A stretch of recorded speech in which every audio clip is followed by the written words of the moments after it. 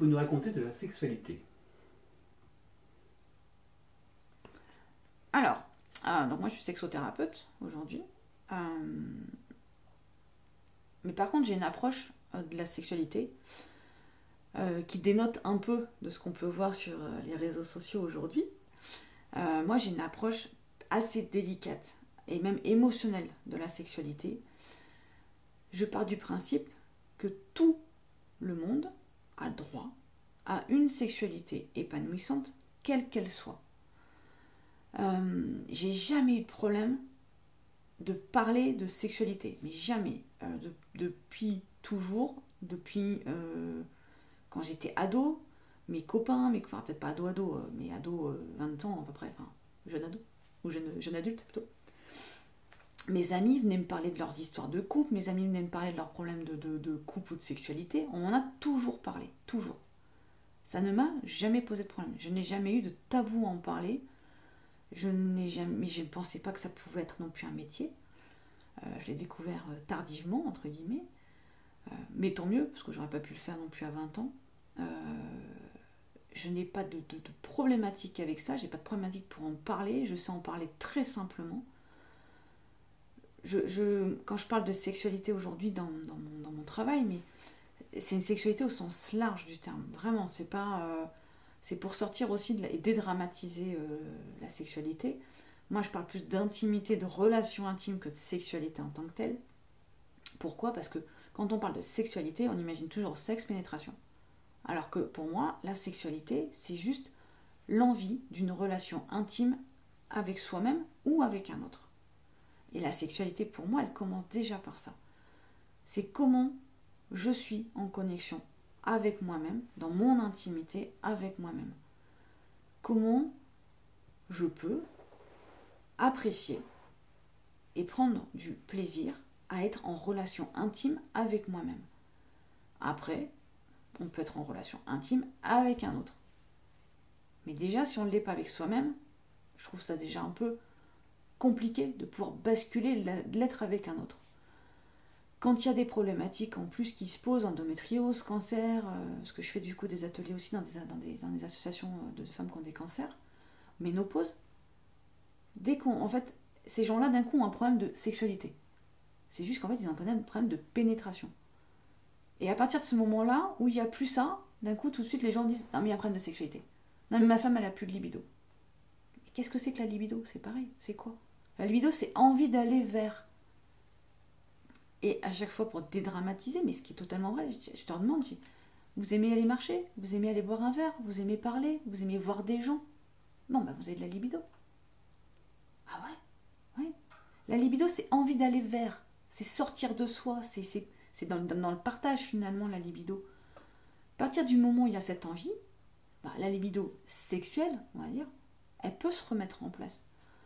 La sexualité, c'est aussi, j'avais trouvé une métaphore que je trouvais marrante, mais c'est un peu comme un menu, c'est comme un resto. C'est comme on va au resto, il y a un menu, il y a plein de menus. Bah, on va vers le menu qui nous donne envie, celui que l'on désire.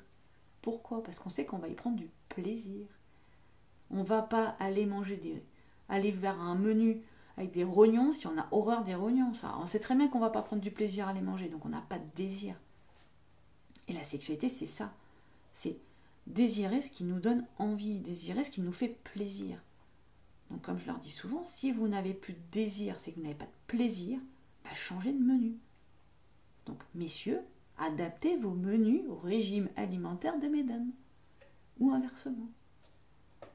C'est-à-dire qu'on peut avoir plein de sexualités. Il n'y a pas qu'une sexualité normée. Alors il y en avait jusqu'à présent, parce qu'on nous faisait croire qu'il n'y en avait qu'une seule. Mais bon, bonne nouvelle quoi, en fait il y en a plein. Mais chaque couple, j'allais dire, peut créer sa sexualité. Donc, il faut juste accepter que peut-être que ce qu'on nous avait appris, ou ce qu'on pense avoir appris depuis toujours, ne fonctionne pas chez nous, ou sur nous. Et ben, pourquoi pas aller chercher autre chose ? Découvrons. Quand on parle de menu, c'est la proposition. Il n'y a pas... En fait, il n'y a même pas de règles. Je veux dire, on pourrait très bien avoir une sexualité qui s'apparenterait, entre guillemets, qu'à des préliminaires. Et on pourrait très bien kiffer comme ça et prendre un plaisir de dingue que comme ça. Dans le monde taoïsme, on parle que l'orgasme et l'éjaculation, c'est une perte d'énergie. Que ce qui sort de nous, il n'y en a pas d'intérêt, parce que ça sort de nous, donc c'est perdu. Donc on le garde en nous. Donc, cherchons plein de plaisirs qui ne nous font pas évacuer cette énergie pour rien. Elle est perdue, c'est bête. La problématique, c'est que les gens ne prennent plus le temps, quel qu'il soit, hein. Les gens ne prennent plus le temps de redécouvrir l'autre. Moi, je retrouve aujourd'hui, j'ai des gens en consultation qui ont 10 ans, 15 ans, 20 ans de vie commune. Alors, je m'entends en général à peu près la même chose, hein. Madame n'a plus de libido, monsieur a des besoins, monsieur doit soulager ou souvenir à ses besoins, madame n'a plus trop d'envie, comment retrouver un plaisir.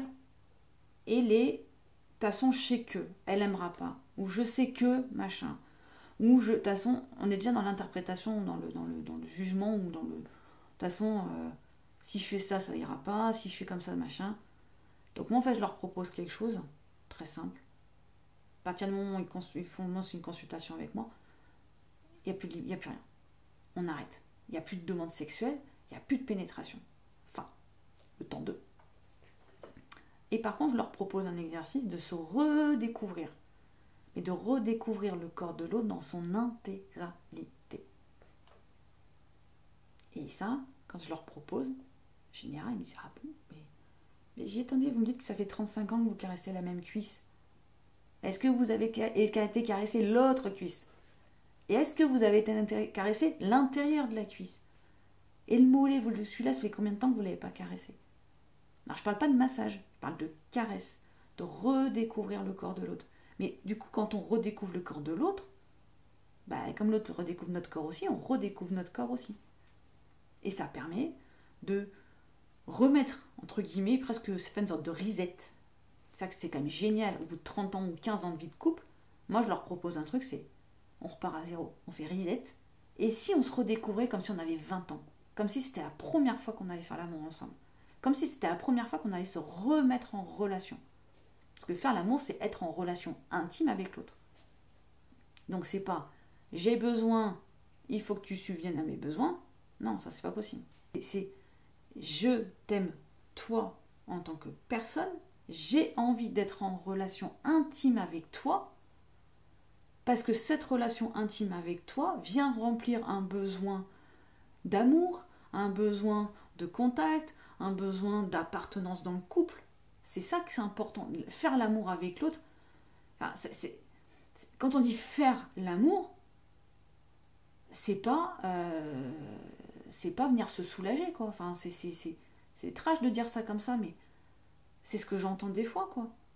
Ouais, mais madame, j'ai des besoins, du coup, madame, elle est gentille, de temps en temps, elle accepte que, en gros, je fasse mes besoins. C'est pas possible, c'est pas entendable. Quand on entend ça, moi, je leur dis, mais attendez, madame, c'est pas un réservoir à décharge, quoi. C'est pas possible, on peut pas entendre dire ça. Elle est où la notion d'amour là-dedans? Parce que en plus, il faut être très honnête, c'est pas un besoin, la sexualité.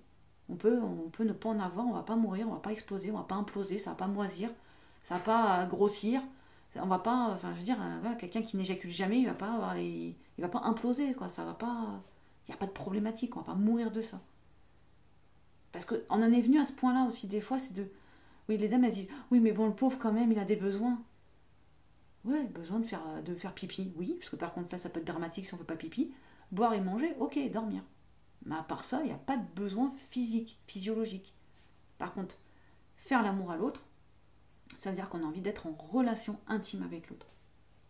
Pour moi, ça change toute la donne.